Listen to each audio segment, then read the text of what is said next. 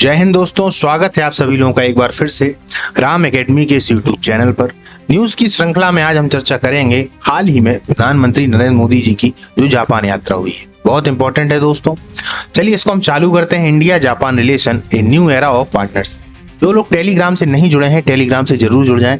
इसका जो पीडीएफ है, महत्वपूर्ण फैक्ट है, वो आपको टेलीग्राम पर ही मिले। टेलीग्राम से जुड़ने का एक फायदा और हो जाता है, जैसे ही क्लास शुरू होती है, बाई चांस हम यूट्यूब पे नहीं देख पाते हैं, कहीं ना कहीं टेलीग्राम पर उसका मैसेज आ जाता है और आप लोग टाइम पे उस क्लास को देख लेते हैं। चालू करते हैं। मुख्य बिंदु क्या है? द्विदिवसीय दौरा 29 से 30 अगस्त 2025। 15वां India Japan annual summit. 10 trillion निवेश का ऐलान। जापान ये एन है। इसरो जैक्स सहयोग। चंद्रयान 5 मिशन। बुलेट ट्रेन का अनुभव लिया है मोदी जी ने। रक्षा सहयोग समझौते का उन्नयन। सांस्कृतिक और जनसंपर्क, बहुत इंपॉर्टेंट। निष्कर्ष अंत में हम देखेंगे हर बार की तरह कुछ एमसीक्यूज। दौरे की अवधि और उद्देश्य। तारीख थी 29 से 30 अगस्त 2025। उद्देश्य था आर्थिक सुरक्षा और तकनीकी सहयोग को गहरा। संदर्भ एससीओ शिखर सम्मेलन से पहले रणनीतिक संतुलन बनाना। दोस्तों इसके बाद की जो क्लास आएगी, इस क्लास में हम देखेंगे एससीओ जो सम्मेलन है वो हो चुका है। एससीओ संघाई संगठन जो है वो हो चुका है, उस पर हम चर्चा करेंगे। उससे पहले इस क्लास को समझ लेना थोड़ा जरूरी है। क्या है कि जो विश्व है वहां पर क्या राजनीति चल रही है, यदि क्रम वाइज से आपके सामने उपस्थित होते हैं तो आप चीजों को समझ पाते हैं। हमें यहीं तक सीमित नहीं रहना है कि बस फैक्ट मिल गए और हमने कर लिया, हमारा काम हो जाए। हम चीजों को समझें तो इसीलिए प्रधानमंत्री मोदी जी की जो जापान यात्रा है 29 से 30 अगस्त 2025 को हुई, जिसका मुख्य उद्देश्य था आर्थिक सुरक्षा और तकनीकी सहयोग को मजबूत करना। दोनों देशों ने निवेश, व्यापार और रक्षा सहयोग पर चर्चा की। तकनीकी क्षेत्र जैसे एआई, ग्रीन एनर्जी और अंतरिक्ष विज्ञान में साझेदारी बढ़ाई गई। यह यात्रा एससीओ शिखर सम्मेलन जो संघाई सहयोग संगठन है, उस शिखर सम्मेलन से पहले रणनीतिक संतुलन बनाने की दृष्टि से महत्वपूर्ण। इससे भारत जापान संबंधों को नई ऊंचाई और वैश्विक महत्व मिलेगा। अब देखिए दोस्तों, जापान में यदि हम आमतौर पर देखें तो एक सिद्धू धर्म है और उसके बाद में बौद्ध धर्म। ये बौद्ध धर्म कहां से आया? ये हम सब जानते हैं कि भारत से ही गया। चीन में भी लगभग ऐसा ही है, वहां भी बौद्ध धर्म बहुत ज्यादा है। तो हम जापान से आर्थिक और दूसरे सहयोग से तो जुड़े ही हुए हैं, साथ ही साथ हमारा वहां पे जो सांस्कृतिक लेन देन है या सांस्कृतिक जो हमारा संपर्क है वो भी बहुत ज्यादा प्रबल है। हम पढ़ते हैं इतिहास में कि बहुत सारे ऐसे चीनी यात्री थे, है ना, ऐसे बहुत सारे व्यक्ति हैं जो कहीं ना कहीं भारत में आ रहे हैं। भारत से भी बहुत धर्म बाहर जा रहा है, तो भारत की भी जो भिक्षु है वो भी जगह जगह पर जा रहे हैं। तो इनसे हमारा अभी का संबंध नहीं, बहुत पुराना संबंध रहा है। अच्छा, यह यात्रा क्यों महत्वपूर्ण रही? 7 साल के बाद स्वतंत्र द्विपक्षीय जापान यात्रा। इंडो पैसिफिक क्षेत्र में सुरक्षा सहयोग। क्वाड समूह में मजबूत समन्वय। आर्थिक संकटों और व्यापार तनाव के बीच जो है वो रणनीति साझेदारी। हम देख रहे हैं कि अभी जैसे अमेरिका का जो रुख है वो भारत की तरफ थोड़ा अलग टाइप का है या थोड़ा कटा सा है। बार बार टैरिफ को बढ़ाया जा रहा है, तो भारत को भी नए नए बाजारों की आवश्यकता है। क्योंकि आज की जो लड़ाई है दोस्तों, वो मुख्य लड़ाई आर्थिक लड़ाई है। सामने से कोई नहीं लड़ता, सामने से सिर्फ अकेले दिखावा किया जाता है। बाकी जो असली लड़ाई है वो आर्थिक रूप से ही है कि कौन सा देश कितना मजबूत हो जाए। क्योंकि जब आप मजबूत हो जाते हैं, शक्तिशाली हो जाते हैं, तो सामने वाला अपने आप ही डरने लगता है। मोदी जी की जापान यात्रा। मोदी जी की जापान यात्राएं लगभग अगर देखा जाए तो ये क्वेश्चन बन सकता है 8 बार हुई है। यदि सबसे ज्यादा बार की यात्राएं देखी जाए तो अमेरिका। सर्वाधिक दौरे हैं जापान या अन्य देशों की तुलना। यह दर्शाता है कि जापान भारत की विदेश नीति का केंद्रीय स्तंभ है। प्रधानमंत्री यह शिगेरो इशिबा से मुलाकात। द्विपक्षीय वार्ता ये टोक्यो में होती है। विषय इनके क्या क्या थे? तो रक्षा है, निवेश है, टेक्नोलॉजी है, शिक्षा है। यहाँ पर कुछ विशेष बातें हैं जिनको जान लेना जरूरी है। आगे चलते हैं। भारत जापान के लिए महत्व। भारत को निवेश, टेक्नोलॉजी और रोजगार। जापान को क्या क्या चाहिए? विशाल भारतीय बाजार, सबसे ज्यादा महत्वपूर्ण। भारतीय बाजार की जरूरत दोस्तों विश्व में सभी को है, क्योंकि ये इतना बड़ा बाजार है। एक तो जनसंख्या सबसे ज्यादा है, अगर देखा जाए तो चीन के बाद भारत की ही है। जब चूंकि जनसंख्या ज्यादा है तो फिर वहां व्यापार भी बहुत ज्यादा होगा, इसलिए भारतीय बाजार की आवश्यकता किसको है? जापान। भाई जो सामान बनाएगा उसको बेचेगा कहाँ? तो उसको विशाल भारतीय बाजार की आवश्यकता है। और विश्वसनीय साझेदारी, अब इसमें विश्वास और बढ़ जाए। इंडो पैसिफिक संतुलन। चीन की बढ़ती ताकत का भी विकल्प। क्योंकि चीन में संघाई सहयोग संगठन हो रहा है, तो उसके पहले जापान की यात्रा का ये महत्व बढ़ जाता है, जो मैं अभी आपको बता रहा था। ये एक रणनीतिक भी है कि भैया हमारे जापान से भी बहुत अच्छे और मजबूत संबंध हैं। Visual balance scale, India and Japan versus China. समझ पाए?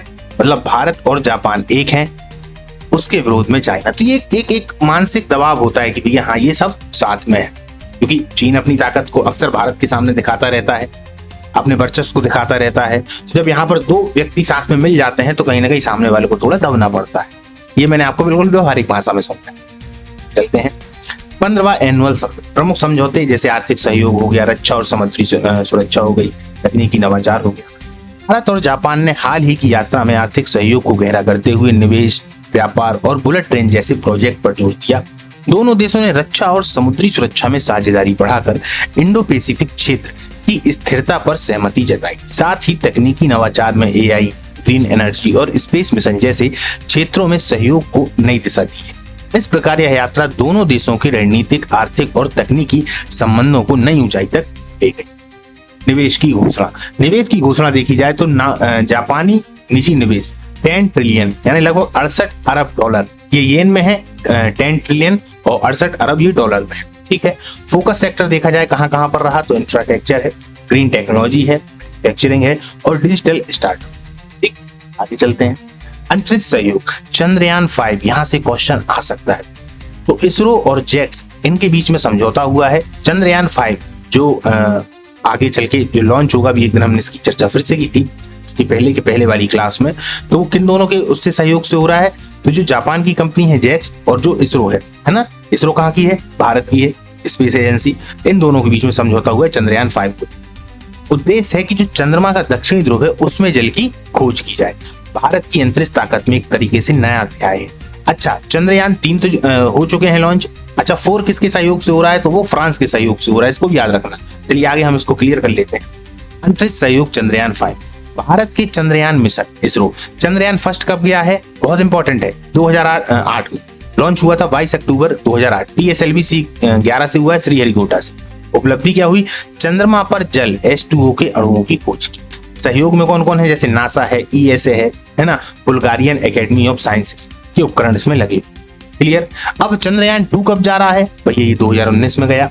तो 22 जुलाई 2019 को गया है GSLV MK3 से।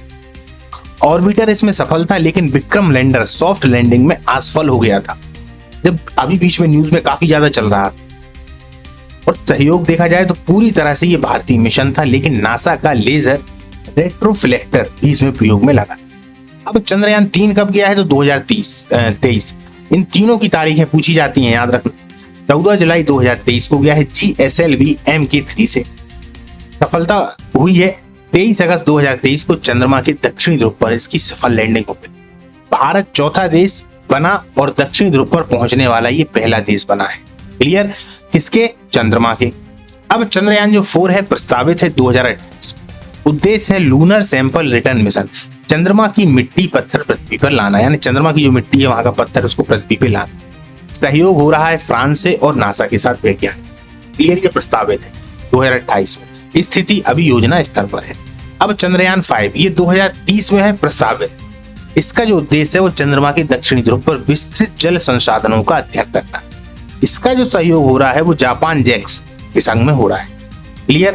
साझा लैंडर और मिशन पार्ट। स्थिति अगर देखा जाए तो प्रारंभिक MOU साइन है, मिशन तैयारी में है। क्लियर। तो हमने पूरे चंद्रयानों को देख लिया, 5 चंद्रयान। चौथा और 5वां प्रस्तावित है, बाकी जो 3 चंद्रयान है वो हो चुके हैं। दूसरा चंद्रयान कुछ मामलों में असफल हो गया था, इसको याद। 2008, 2019, 2023, 2028 और 2023 दोनों से प्रश्न पूछे जाने की संभावना है दोस्तों। आगे चलते हैं। बुलेट ट्रेन और तकनीकी साझेदारी। मोदी जी ने सेंडाई टोक्यो शिंकानसेन की यात्रा की। भारत की पहली Mumbai Ahmedabad bullet train project को बल भी मिलेगा। जो भारत में अभी तो बुलेट ट्रेन है नहीं, जब चलेगी तो किस किस के बीच में है? मुंबई और अहमदाबाद। इसको भी कहीं ना कहीं बल मिलेगा, क्योंकि यहाँ से देख के हमें समझ में आता है कि जो मोदी जी यहाँ खर्चित हो रहे हैं, जरूरत को समझ रहे हैं। जापानी इंजीनियरिंग व प्रशिक्षण का ट्रांसफर होगा। सुरक्षा सहयोग का 2008 डिफेंस पैक्ट को अपग्रेड किया।